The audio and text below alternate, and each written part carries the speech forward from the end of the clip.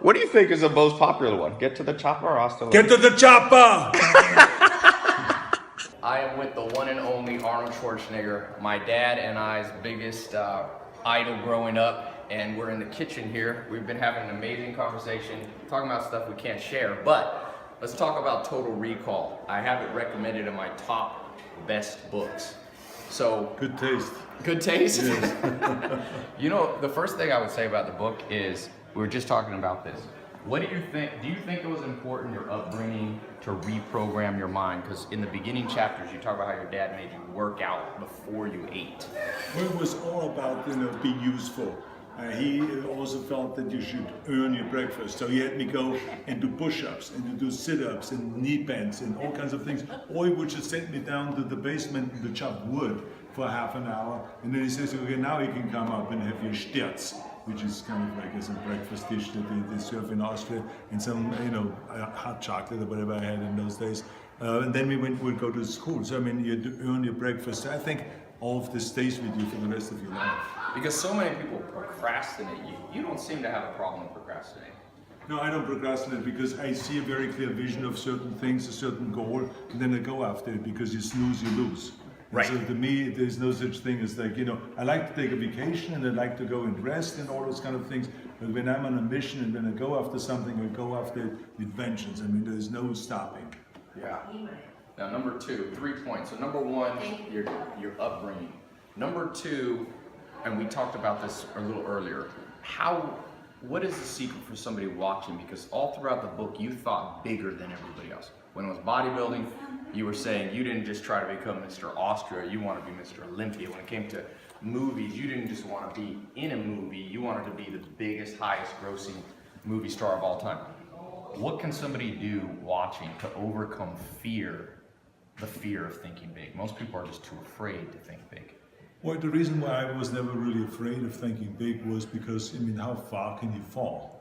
It's 6 feet down is the ground, so then you get up again if you fall, and you can start all over again. So that's number one, so I'm not afraid of failing.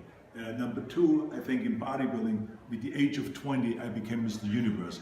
I accomplished my goals. I knew that through hard work and the various different rules that I applied to become the world champion, and having a very clear vision that I'm going to be that world champion, just like Reg Park, that was important to me. So when I did that, I realized that you can do this with anything. It takes just as much effort. It doesn't take any more effort. You just have to believe in yourself, and you have to believe 100% on your goal. And then it becomes such a pleasure to work towards that goal, no matter how big the struggle is, because you know that every struggle and every effort you put in takes you one step closer accomplishing that goal. That's amazing.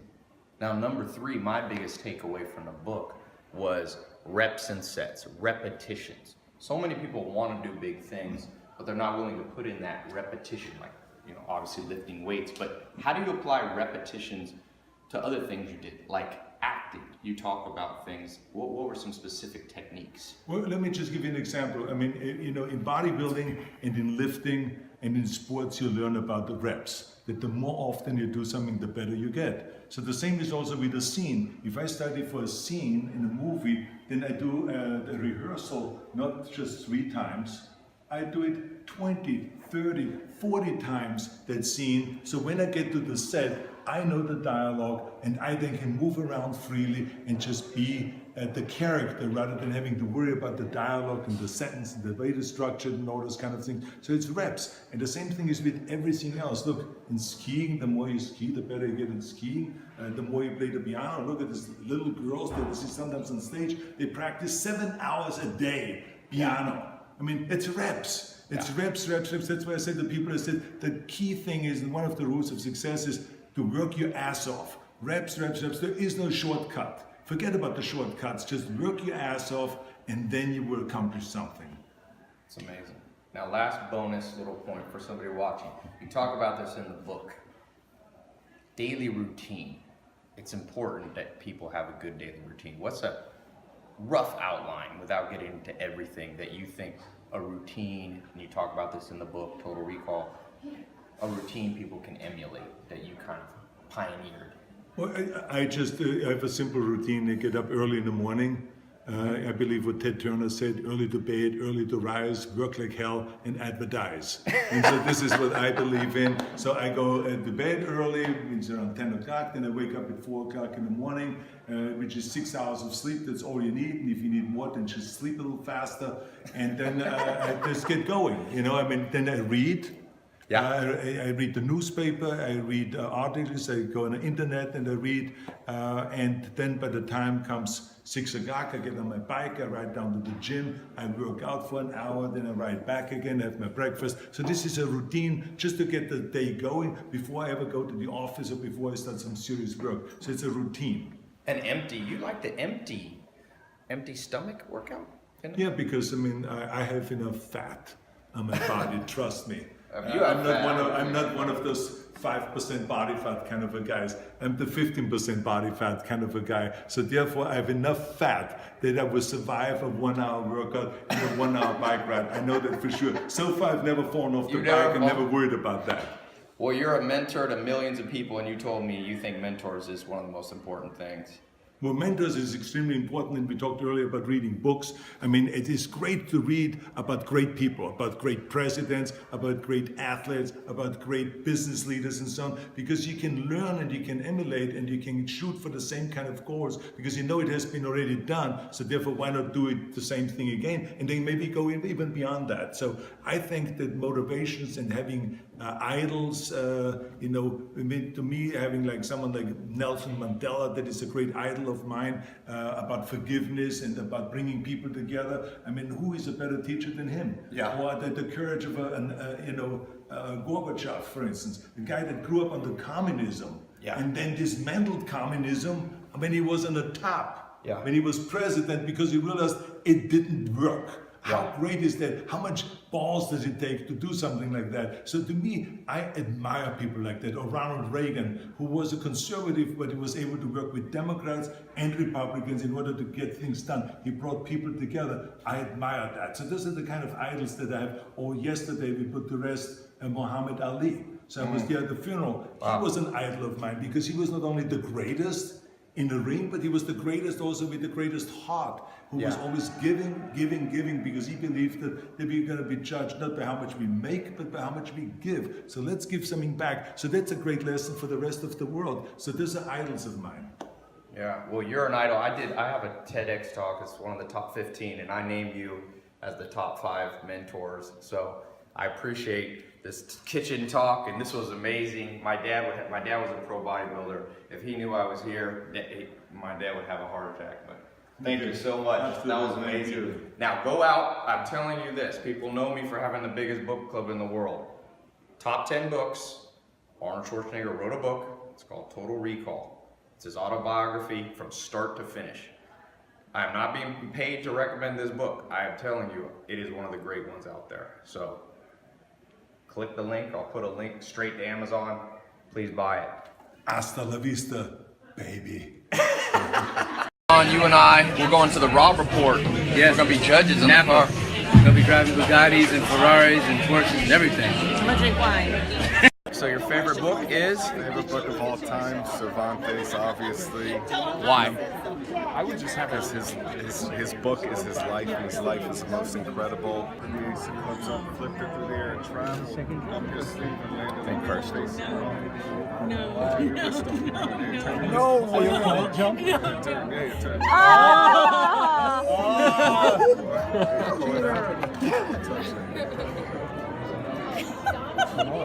You mean on that phone? I'm not in on that. You know what I'm saying? Yo, me and Dolph had a showdown like a year ago. How's my voice get in his mouth? Years of practice, years of practice. Ask you one question about books. What's the best book you've read in the last 10 years? The most instrumental, you think? In the last 10 years? Or ever. I tell you something, that I have always a difficult time when someone says the best. Because someone says, what's the best exercise? What's your favorite movie that you've ever done? I could never come up with one, but I can tell you, I enjoy in general autobiographies. Yeah. I enjoy reading about things interested. I'm interested in political leaders. If it's Churchill, if it's Reagan, if it is Clinton, if it is no matter what the party is. I like to read history, about American history and in general history. So, you know, and then I read a lot of scripts. Think big.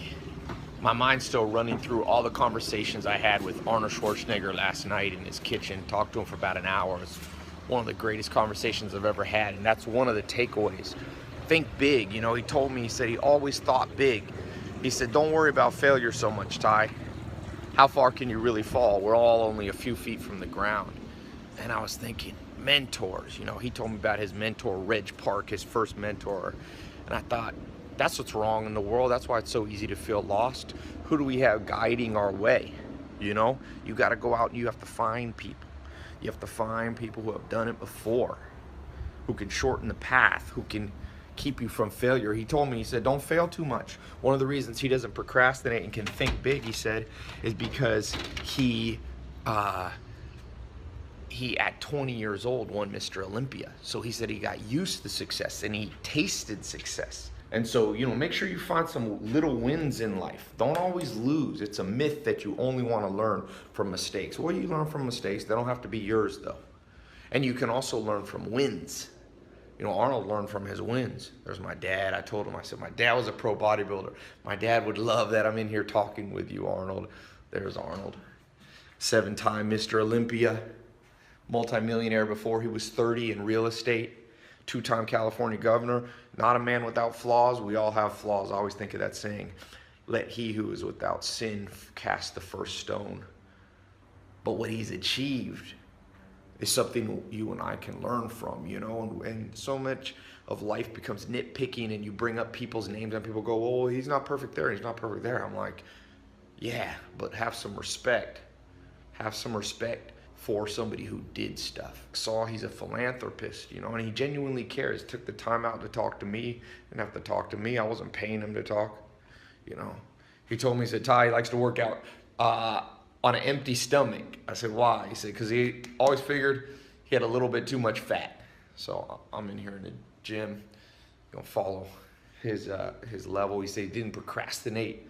He learned from his father the value of not just being lazy, always having something to do. He says he likes to wake up, he likes to read a lot, gets up, he gets active, always doing something, you know.